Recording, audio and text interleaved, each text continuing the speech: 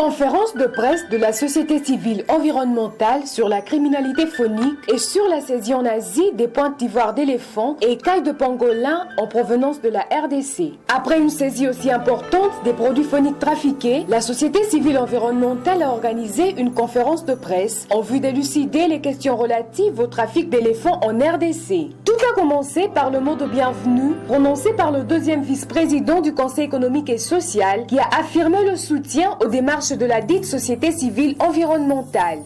Chers membres de la société civile environnementale, mesdames et messieurs de la presse, au nom du président du Conseil économique et social en mission, je suis heureux de vous accueillir dans ce cadre magnifique où se tiennent les sessions plénières du Conseil économique et social.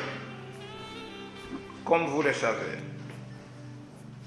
la nouvelle constitution de 2006, dans son article 208, institue le Conseil économique et social.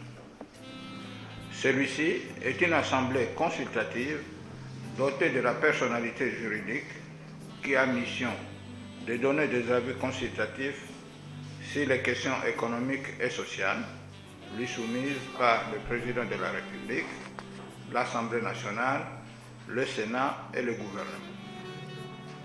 De sa propre initiative, le Conseil économique et social peut attirer l'attention du gouvernement et des provinces sur les réformes qui lui paraissent de nature à favoriser le développement économique et social du pays. Parmi ces missions spécifiques, la loi organique instituant le Conseil économique et social lui donne mandat de contribuer à l'information des citoyens sur l'évolution de la situation économique et sociale, de donner son avis sur les orientations générales de l'économie nationale, de formuler des propositions dans divers domaines économiques et sociaux, de réaliser des études et recherches dans les domaines relevant de l'exercice de ses attributions. C'est dans cette optique que le Conseil économique et social accorde une attention particulière aux questions liées à l'environnement et à la gestion des ressources naturelles, et particulièrement aux défis liés à la gestion de notre riche biodiversité fortement menacée. Distingués invités, chers membres de la société civile environnementale, mesdames et messieurs de la presse, les thèmes proposés aux échanges de la société civile environnementale sur l'affaire de la saisie des trophées des espèces phoniques menacées d'extinction, notamment les pointes d'ivoire d'éléphants et les écailles de pangolin en provenance de la RDC, est très révélateur et mérite une attention particulière de nous tous ici présents, et particulièrement du nouveau gouvernement dirigé par son Excellence, Monsieur le Premier ministre Ilunga Ilunkamba. La criminalité organisée touchant la faune et la flore sauvage sape les efforts en cours dans le secteur de la conservation et prive le gouvernement d'importants revenus tirés de l'écotourisme qui aurait pu être consacré au développement durable et à l'élimination de la pauvreté. L'exploitation illicite des ressources naturelles du pays, plusieurs fois dénoncée par vos organisations, permet la survie de forces négatives qui perpétuent l'instabilité et les conflits dans l'est de notre pays. Pour conclure ce mot de bienvenue, je vous assure, au nom du président du Conseil économique et social et de tous ses collaborateurs, le soutien et la collaboration dans cette campagne contre la criminalité phonique dont les conséquences sur le plan environnemental, social et économique ne plus à démontrer.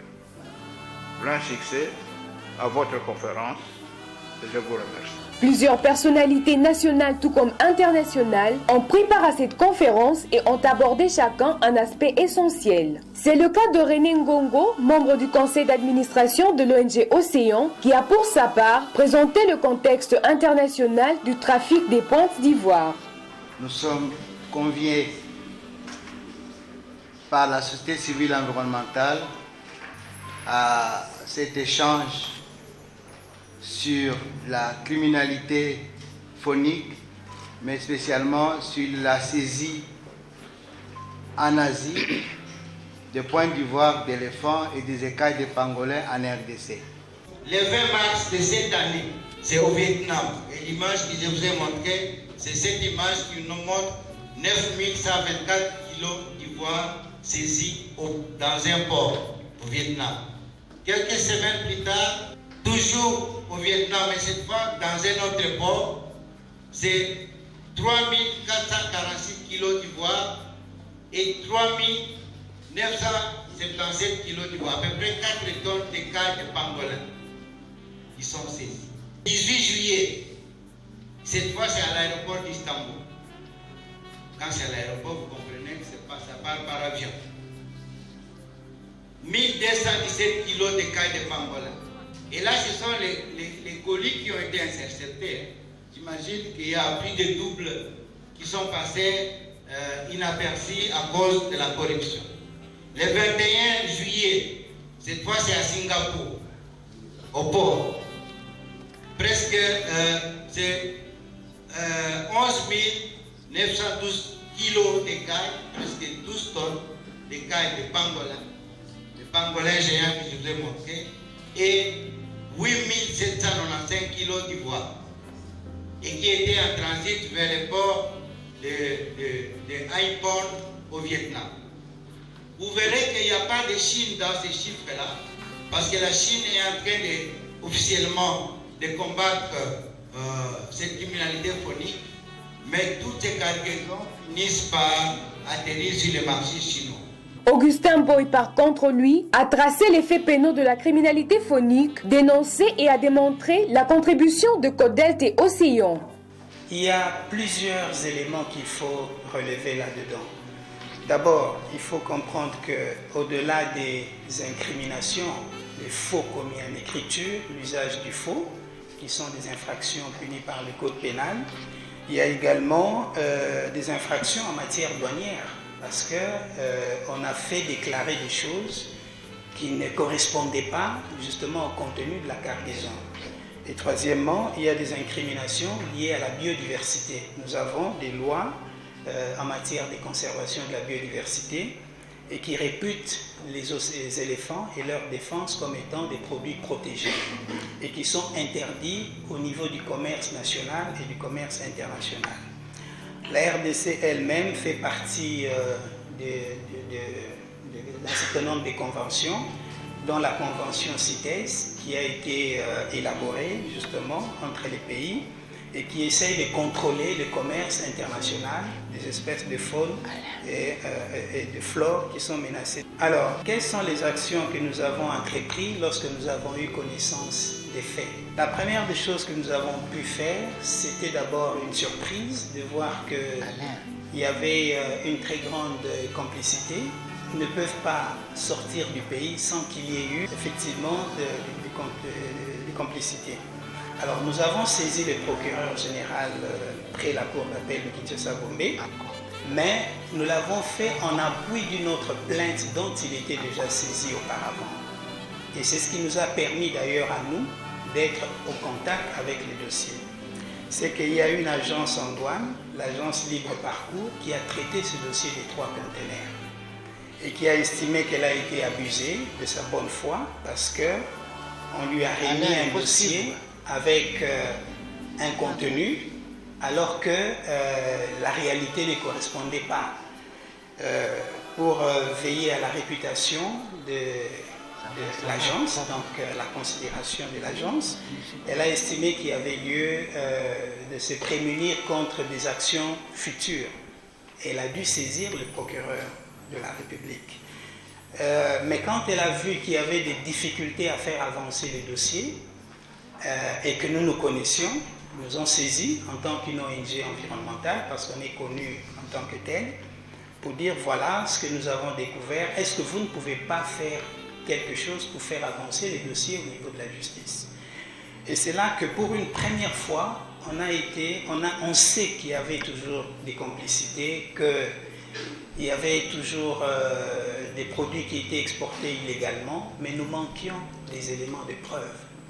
Et pour une fois, on avait des éléments documentés avec des cachets, des noms des personnes, des noms des services. Et on s'est dit, c'est maintenant ou jamais, surtout qu'on est dans un contexte nouveau, où il y a eu passation de pouvoir, où on a un nouveau président jusque hier à Anvers, qui a continué à rappeler sa vision de lutte contre la corruption, l'impunité, les antivaleurs qui ont dégradé notre pays jusqu'à ce jour. Et nous disons, nous allons mettre à contribution ce contexte pour pouvoir démanteler ce réseau qui joue finalement contre les intérêts de la République. Toutes ces interventions ont été suivies d'une déclaration faite à la presse, laquelle a été subdivisée en 13 points, lue par Maître André de la Société civile environnementale. Mesdames et messieurs de la presse, face à ces tableaux sombres qui vient d'être brossés, nous sommes unanimes qu'il faut des actions urgentes en termes de mesures de prophylaxie pour tenter d'endiguer ce fléau qu'est la criminalité phonique par la prise de mesures adéquates qui s'imposent. À ce titre, la société civile environnementale préconise entre autres mesures urgentes suivantes. 1. Que toutes les personnes et tous les services publics et privés impliqués dans cette criminalité phonique ou qui s'en sont rendus complices soient poursuivis, à la fois pour les infractions douanières qui impliquent plusieurs services et leurs agents opérant dans les processus d'exportation des biens, et aussi pour les infractions particulièrement définies par la loi numéro 14 par 003 du 11 février 2014 relative à la conservation de la nature, qui interdit de tuer tout spécimen d'une espèce de faune sauvage intégralement protégée à son article 78, dont ici l'éléphant, et ou de se livrer à son exploitation commerciale dans le cadre du commerce international, comme le prescrit l'article 79 de la même loi. 2. Qu'à titre conservatoire, toutes les personnes impliquées soient suspendues de leurs fonctions pour des raisons d'enquête, afin de donner un signal fort de la RDC dans la lutte contre la criminalité phonique, pour sanctionner avec exemplarité les auteurs intellectuels et matériels de ces actes. 3. Que le procureur général près la Cour d'appel de Kinshasa-Gombe continue sans désemparer l'instruction à l'égard des personnes déjà arrêtées et qu'une instruction soit menée en toute indépendance et en toute objectivité afin que toute la chaîne de complicité soit mise à nu et que les personnes et services impliqués répondent de leurs actes conformément à la loi sans aucune forme d'interférence de la hiérarchie judiciaire et ou politique. 4. Que l'État congolais s'implique auprès des États concernés, en l'occurrence le Vietnam, la Turquie et le Singapour, pour réclamer et rapatrier toutes les ivoires et écailles de pangolins saisis selon les voies diplomatiques et autres qui peuvent être mobilisés en vertu des dispositions de l'article 74 de la loi numéro 82 par 002 du 28 mai 1982 portant réglementation de la chasse, qui dispose que les défenses d'éléphants, les cornes des rhinocéros et les dents d'hippopotame trouvés morts ou abattus sont la propriété de l'État congolais. 5. Qu'une cérémonie officielle de mise en feu des ivoires et écailles rapatriés soit organisée sous le patronage de son Excellence Monsieur le Président de la République, de manière à lancer un signal fort de la détermination de la RDC à combattre la criminalité phonique. 6. Que soient rapidement opérationnalisés les corps pour la protection des parcs nationaux et réserves apparentés, corps PPN, et que le ministère de la Défense et les forces armées de la République démocratique du Congo, FARDC en sigle, s'impliquent activement dans la lutte contre la criminalité phonique et que la justice militaire ne se limite pas seulement à sanctionner la détention d'armes et munitions, mais aussi les incriminations en matière environnementale en général et phonique en particulier. 7. Que soit créée une commission de répression des crimes phoniques et floristiques avec des services techniques regroupant les magistrats civils et militaires, les officiers de police judiciaire de l'Institut congolais pour la conservation de la nature, ICCN en sigle, et les agents de police judiciaire de la police, si possible, la société civile, pour éviter les situations de trafic d'influence. 8. Que soient envisagées des conditions d'une solution politique pour briser l'emprise des groupes armés dans les parcs nationaux et autres aires protégées qui, à ce jour, sont les zones sous contrôle de ces groupes qui les gèrent comme des États dans un État. 9. Que soit renforcée la collaboration avec les autres services étatiques, tels que l'ANER, la DGDA, l'OCC, CNRF, la Police nationale congolaise et l'ICSN dans la lutte contre la criminalité phonique. 10. Que soit mise en place une juridiction spéciale pour les crimes environnementaux ainsi qu'une unité de la police spécialisée sur la criminalité environnementale. 11. Que la lutte contre les braconnages et les trafics illicites de la faune et fleurs sauvages soit alignée parmi les priorités du gouvernement et par conséquent allouer à l'ICSN un budget conséquent pour lui permettre d'assurer la conservation in situ et de bien lutter contre les braconnages et les trafics illicites des espèces protégées. 12. Que les transporteurs aériens, maritimes, fluviaux, lacustres, routiers et ferroviaires s'engagent résolument à travers des écrits à ne pas embarquer sous n'importe quelle condition les espèces et trophées de faune et fleurs sauvages en provenance ou à destination de la RDC. 13. Enfin, en vertu des lois environnementales qui confèrent aux organisations non gouvernementales le mandat d'ester en justice en cas d'infraction environnementale, en l'occurrence l'article 134 de la loi numéro 012/0/2002 du 29 août 2002 portant code forestier, les organisations signataires du présent communiqué s'engagent à suivre les dossiers de saisie des trophées ivoire et écailles de plus près au niveau des instances judiciaires et assurent qu'elles lui réserveront une attention et un suivi conséquent au niveau politique pour obtenir les sanctions de toutes les personnes impliquées dans cette affaire qui ternit l'image du pays. Fait à Kinshasa, le 19 septembre 2019, pour la société civile environnementale, les conseils pour la défense environnementale par la légalité et la traçabilité CODELT, représentés par son directeur exécutif André Hilaire Kachiki Changalagoumé, et pour l'Organisation congolaise des écologistes, des Amis de la Nature, Océan, Alider Mouteba Kassongo, coordonnateur de Kinshasa. Je vous remercie. Cette conférence, qui a connu l'appui de VVF et USAID, s'est clôturée par un jeu de questions-réponses entre hôtes et invités.